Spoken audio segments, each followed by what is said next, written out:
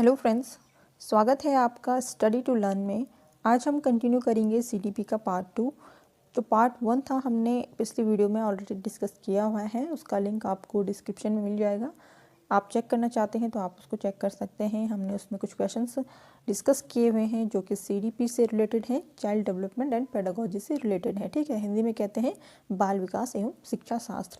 तो देखिए, ये ऐसा सेक्शन है जो सी-टेट और टेट की जो एग्ज़ाम्स होते हैं, तो यहाँ पर 30 मार्क्स का ये जो सेक्शन है वो हमेशा रहता है। 30 मार्क्स का 30 क्वेश्चंस होते हैं।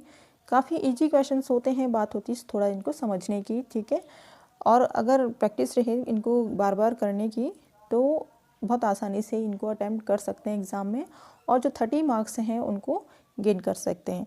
लेकिन क्या होता है, कई बार जो कन्फ्यूजन की वजह से, कंसेप्ट क्लियर नहीं होने की वजह से कई बच्चे इनको अटैम्प्ट नहीं कर पाते हैं, जबकि ये काफ़ी अच्छे क्वेश्चंस होते हैं। ठीक है, तो चलिए हम यहाँ पर आपके जो भी डाउट्स हैं उनको क्लियर करने की कोशिश करेंगे इजी लैंग्वेज में।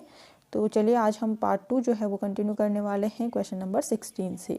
ठीक है, तो चलिए क्वेश्चन है 16 नंबर का, परिवार अनौपचारिक शिक्षा प्रदान करने का सर्वश्रेष्ठ साधन है।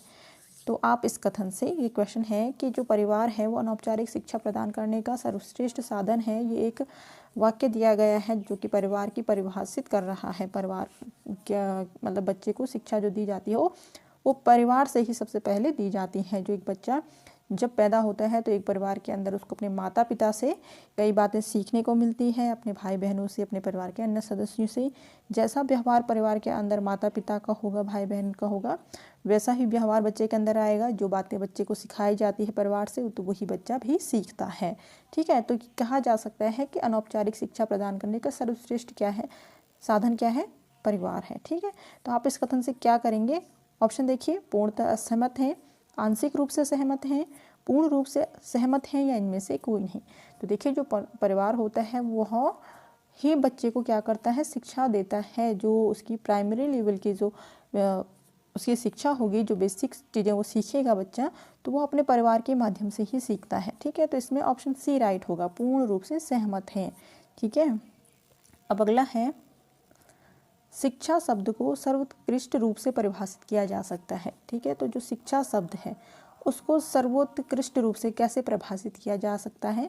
ऑप्शन देखिए, इसमें इस ऑप्शन में ही पहचानना है कि शिक्षा शब्द को कौन सा जो ऐसा वाक्य है, कौन सा सेंटेंस है जो अच्छी तरह से परिभाषित कर रहा है, ये ध्यान रखना है। ठीक है, ये क्वेश्चन है। तो ऑप्शन देखिए, बौद्धिक अभिव्यक्ति के आधार पर, एक शब्द व्यक्ति के अनुभवों के आधार पर, अन्य व्यक्तियों के अनुमानों की जाँच के आधार पर, एक ऐसी प्रक्रिया के रूप में जो दूसरे व्यक्तियों में परिवर्तन लाती हो। तो देखिए, जो शिक्षा शब्द है, यानी कि जब किसी व्यक्ति को शिक्षा दी जा रही हो, शिक्षा दी गई हो, तो उस शिक्षा से क्या परिवर्तन होगा, क्या उस व्यक्ति के अंदर चेंज होंगे। ठीक है, तो शिक्षा शब्द जो है वो कैसे परिभाषित होगा, ये यहाँ पर पूछा गया है। तो ऑप्शन कौन सा राइट होगा, आप इनको अच्छे से पढ़ लीजिए। तो देखिए, जो ऑप्शन डी है, ठीक है, ऑप्शन डी है, यह एक ऐसी प्रक्रिया है जिससे क्या होता है, व्यक्तियों में परिवर्तन लाती है। ठीक है, जो शिक्षा है वो एक ऐसी प्रक्रिया है के रूप में दूसरे व्यक्तियों में परिवर्तन लाती है। ठीक है, मतलब किसी व्यक्ति को या किसी बच्चे को शिक्षा प्रदान की जाए तो क्या देखने को मिलेगा, उसमें चेंज देखने को मिलेगा, उसके व्यक्तित्व में चेंजेस आएंगे। उसने कोई नई चीज़ सीखी होगी, उसके आधार पर वो बात करेगा, उसके व्यवहार में चेंज आएगा। ठीक है, और उसके ज्ञान में भी परिवर्तन आएगा। तो ये जो ऑप्शन डी है वो इस यहाँ पर राइट आंसर होगा। अब नेक्स्ट क्वेश्चन है, बालकों में अभिप्रेरणा के संबंध में निम्न में से कौन सा कथन सत्य नहीं है। ठीक है, तो ये नहीं वाला जो क्वेश्चंस होते हैं, इसमें कई बार बच्चे जो है थोड़ा सा ध्यान नहीं देते हैं और जो क्वेश्चन है उसको गलत अटैम्प्ट कर लेते हैं। तो पहले तो ध्यान रखना है कि नहीं पूछा है, तो बच्चे जल्दीबाजी में सत्य है कर लेते हैं, सत्य नहीं है पे उनका ध्यान नहीं जाता है। ठीक है, तो देखिए, बालकों में जो अभिप्रेरणा के संबंध में जो कौन सा ऐसा कथन है जो कि सत्य नहीं है पूछा है। ऑप्शन है, यह छात्रों में रुचि बढ़ाने की क्रिया है, यह आंतरिक एवं बाह्य दोनों प्रकार की प्रक्रिया है, यह व्यक्ति को लक्ष्य तक पहुंचने के लिए मजबूर करती है, या चौथा है, यह क्रिया को आगे बढ़ाती तथा उसे दिशा देती है। ठीक है, तो जो बालकों में अभिप्रेरणा दी जाती है, मोटिवेशन दिया जाता है बच्चों को, या मोटिवेट जो बच्चे होते हैं, तो उससे क्या होता है। ठीक है, बच्चे में क्या होगा, छात्रों में रुचि भी बढ़ेगी, वह किसी भी कार्य को सीखने में और किसी भी विषय को पढ़ने में उनके अंदर रुचि उत्पन्न होगी अगर वो बच्चे मोटिवेट होंगे थे। और जो ऑप्शन बी है, यह आंतरिक एवं बाह्य दोनों प्रकार की प्रक्रिया है, ये बिल्कुल सही होगा, यानी कि सत्य में होगा, यानी कि हमें सत्य नहीं है ढूंढना है, तो ये तो सत्य है दोनों। और तीसरा देखिए, यह व्यक्ति को लक्ष्य तक पहुंचने के लिए मजबूर करती है, तो ये कहीं ना कहीं इसमें असत्य लग रहा है अभी। तो फिर नेक्स्ट है, यह क्रिया को आगे बढ़ाती है तथा उसे दिशा देती है, ये बिल्कुल ये भी सत्य होगा कि जो मोटिवेशन होती है, जो अभिप्रेरणा होती है, यह क्रिया क्या करती है, बच्चे को आगे बढ़ाती है, ठीक है, और उसे नई दिशा प्रदान करती है। तो इसमें जो असत्य होगा वो ये होगा कि यह व्यक्ति को लक्ष्य तक पहुंचने के लिए मजबूर करती है, ये ऑप्शन जो है वो सत्य नहीं है, ठीक है। कोई भी मजबूर नहीं करती है, मोटिवेशन जो होती है, अभिप्रेरणा जो होती है, बल्कि वह एक अच्छा दिशा निर्देश प्रदान करती है, बच्चे के अंदर रुचि बढ़ाती है, और आंतरिक और बाह्य, ठीक है, बच्चा अंदर से बाहर से दोनों तरफ से अपने को क्या करता है, मोटिवेट फील करता है, ठीक है। तो ऑप्शन सी इसमें राइट आंसर होगा। अब नेक्स्ट है, प्रभावी संप्रेषण का सिद्धांत निहित है, ठीक है। प्रभावी संप्रेषण, तो संप्रेषण क्या होता है, अपनी बात को एक जगह से दूसरी जगह पहुंचाना, ठीक है। और इस पे आपको एक सेपरेट वीडियो जो है वो आपको उसका लिंक मैं डिस्क्रिप्शन में दे दूंगी, तो आप वहां जाके चेक कीजिएगा कि संप्रेषण किसे कहते हैं, ये सारे डिटेल्स उसमें दी गई हैं, ठीक है। तो वहाँ आप समझ जाएंगे संप्रेषण के बारे में। अभी हम देखते हैं कि जो प्रभावी संप्रेषण का सिद्धांत है वो किस में निहित है, क्वेश्चन पूछा है। तो ऑप्शन देखिए, विभिन्न परिस्थितियों मानव को विभिन्न प्रकार से प्रभावित करने में, ठीक है, जो विभिन्न परिस्थितियां होती हैं वो मानव को क्या करती है, विभिन्न प्रकार से प्रभावित करती हैं, ये क्वेश्चन है। फिर है, संप्रेषण के बाद संदेश देने वाले को पृष्ठ पोषण मिलने में संप्रेषण प्राप्त करने वाले की क्षमता पर निर्भर करता है, या उपरोक्त सभी। तो जो प्रभावी संप्रेषण है, जो प्रभावी बातचीत है, एक तरह से इसको हम कहें तो प्रभावी जो बातचीत है या प्रभावी जो हमारे एक दूसरे से विचारों के आदान प्रदान हैं, तो उसके मेन रूप से उसका सिद्धांत किस में होगा, किस ऑप्शन में होगा, ये देखिए। तो विभिन्न परिस्थितियां जो है मानव को विभिन्न प्रकार से प्रभावित करती हैं, ये भी इसमें राइट लग रहा है। फिर है, संप्रेषण के बाद संदेश देने वाले को पृष्ठ पोषण मिलने में, ये भी इसमें है, राइट है बिल्कुल। संदेश जब पहुंचता है दूसरे व्यक्ति तक तो उसके भी वहाँ से क्या पृष्ठ पोषण मिलेगा, मतलब वहाँ से क्या आंसर बैक होकर आता है, तो ये भी पृष्ठ पोषण उसको कहेंगे, तो ये भी राइट है। फिर है, संप्रेषण प्राप्त करने वाले की क्षमता पर निर्भर करता है, ठीक है। तो संप्रेषण यानी कि कोई बात किसी व्यक्ति तक पहुंचाई जाए, यानी कि कक्षा के अंदर यदि बात करें तो टीचर जो है वो बच्चों को कोई बात समझा रहा है और बच्चे कहाँ तक समझे, उनकी क्षमता कितनी है, तो इस पर भी निर्भर करता है प्रभावी संप्रेषण, ठीक है। अगर बच्चे को अच्छे तरीके से समझाया जाए, अच्छी लैंग्वेज में या अच्छी कह सकते हैं सरल भाषा में या सरल विधि से, तो जो बच्चे का क्षमता है वह उस संप्रेषण को, यानी कि उस ज्ञान को, जो संप्रेषण मतलब एक दूसरे से विचारों का आदान प्रदान हो रहा है, तो उसके माध्यम से जो बात बच्चों तक पहुंचाई जा रही है, तो उसकी क्षमता पर भी निर्भर करता है कि बच्चे ने उसको अच्छे से समझा या नहीं समझा, ठीक है। तो यानी कि इसमें ऑप्शन डी राइट आंसर होगा, उपरोक्त सभी में जो प्रभावी संप्रेषण है वो कार्य करता है, यानी कि उनका सिद्धांत निहित है। अब नेक्स्ट है, निम्न में से क्या शिक्षा का एक यथार्थवादी लक्ष्य है, ठीक है। शिक्षा का यथार्थवादी लक्ष्य पूछा है, तो क्या है, ऑप्शन है आनंदमयी और संकल्पित जीवन, चरित्र निर्माण, आध्यात्मिक प्रगति या आत्म साक्षात्कार, ठीक है। तो शिक्षा का यथार्थवादी लक्ष्य, क्या लक्ष्य हो सकता है एक बच्चे को शिक्षा देने का, तो इसमें कौन सा राइट आंसर होगा, आनंदमयी और संकल्पित जीवन, ठीक है। बच्चे को शिक्षा प्रदान करने से क्या होगा, बच्चे के अंदर क्या होगा, एक तो उसका बौद्धिक विकास होगा, व्यावसायिक रूप से भी बच्चे का विकास होगा, ठीक है। बच्चा अपने जीवन में सारी चीज़ों को क्या करके सीख पाएगा, तो उसके अंदर आनंदमय और संकल्पित जीवन का आधार कह सकते हैं शिक्षा बनेगी, ठीक है। तो ऑप्शन ए इसमें राइट आंसर होगा। अब नेक्स्ट है, कमज़ोर बालकों के शैक्षिक स्तर को आप कैसे ऊपर उठाएंगे, ठीक है। आपकी कक्षा के अंदर कमज़ोर बालक हैं तो आपको उनके शैक्षिक स्तर को उठाना है, तो कैसे उठाएंगे। ऑप्शन है, प्रधानाध्यापक को सूचना देकर, अभिभावकों को सूचना देकर, कमज़ोर विद्यार्थियों को अधिक समय देकर, या अच्छे विद्यार्थियों की सहायता लेकर, ठीक है। कमज़ोर बच्चे हैं आपकी कक्षा में, उनका शैक्षिक स्तर को उठाना है, तो क्या करेंगे, कमज़ोर विद्यार्थी हैं जो उन पर स्पेशल अगर उनको समय दिया जाए, उनको अधिक समय दिया जाए, ठीक है, उनको समझाने का प्रयास किया जाए अन्य तरीक़ों से, ठीक है, अलग अलग तरीक़ों से, मतलब तो क्या होंगे, बच्चों को, वो जो कमज़ोर बच्चे हैं वो सीख पाएंगे। ठीक है, तो उनके लिए ऑप्शन सी राइट आंसर रहेगा कि कमज़ोर जो विद्यार्थी हैं उनको अधिक समय दिया जाए, जिससे कि उनका जो शिक्षा का स्तर है वो ऊपर उठेगा, वो अच्छे से सीख पाएंगे। नेक्स्ट क्वेश्चन देखिए, इसमें प्रयोग प्रदर्शन के साथ साथ विषय सामग्री के प्रस्तुतिकरण में एक शिक्षक को निम्नलिखित कौन सी सावधानी बरतनी चाहिए। ठीक है, तो जब कक्षा के अंदर किसी भी विषय वस्तु को लेकर के किसी भी विषय सामग्री से संबंधित प्रयोग किया जा रहा हो तो उस समय शिक्षक को क्या ध्यान रखना चाहिए। तो ऑप्शन देखिए, दृष्टांतों का पर्याप्त प्रयोग, स्पष्ट उच्चारण एवं भाषा प्रवाह, उचित प्रश्नों की प्रस्तुति या ये सभी।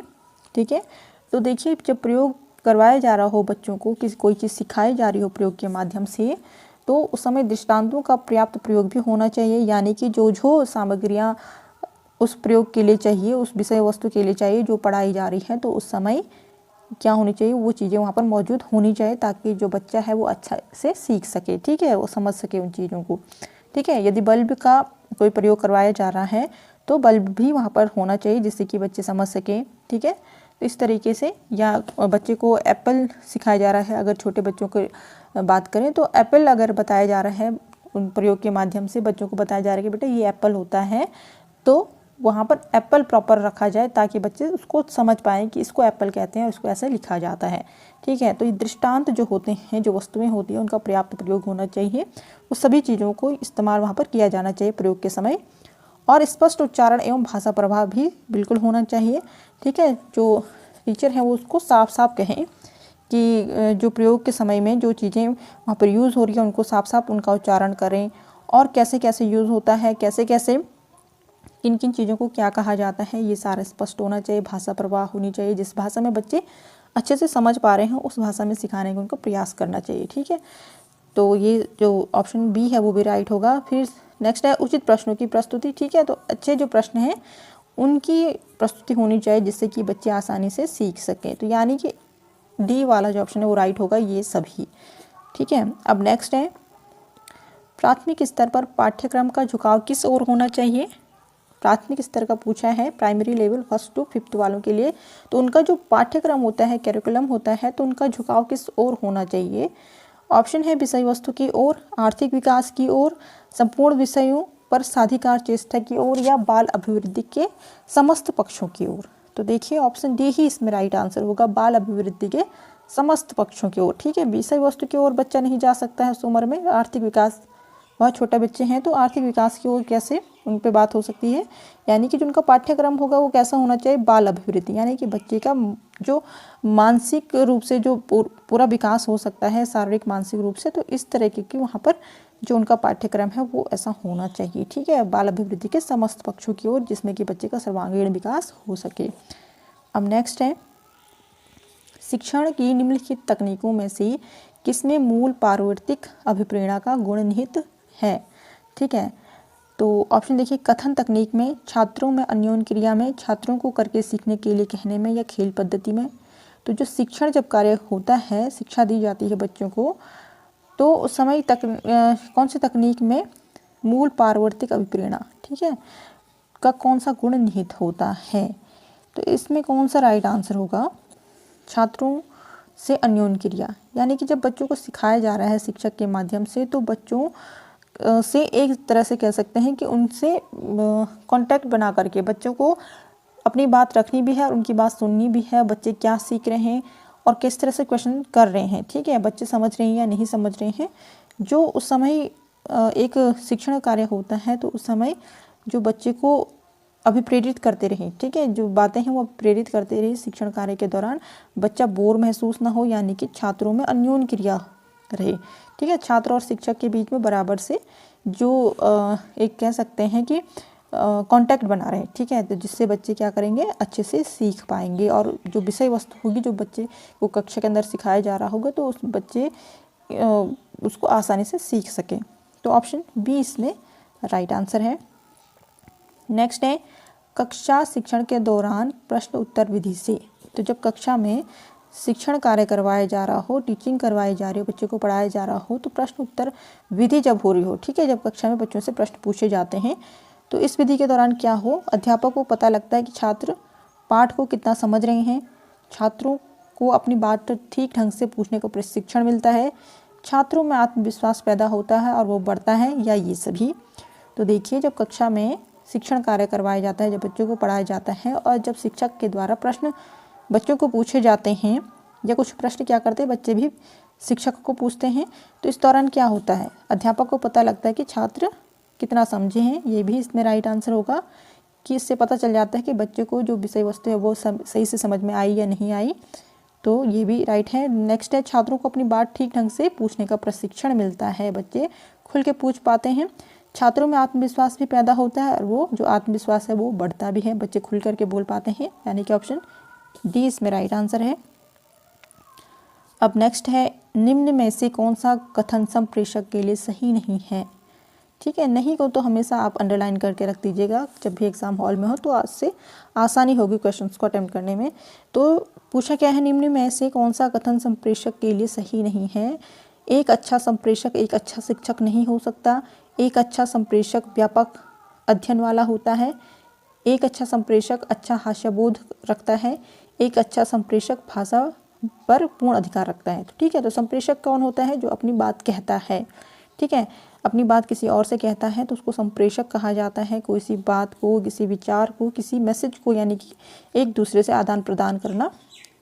तो देखिए, जो संप्रेषक होता है जो अपनी बात को दूसरे से कहता है, यानी कि इस कक्षा के अंदर संप्रेषक कौन होगा, शिक्षक होगा मेन रूप से। ठीक है, तो शिक्षक क्या करते हैं, अपनी बात को या अपने द्वारा जो बच्चों को क्या करते हैं, शिक्षा प्रदान करते हैं, तो अपनी बातों को छात्रों तक पहुंचाते हैं, बच्चों तक पहुंचाते हैं। तो इसमें कौन सा कथन सही नहीं है ये देखना है।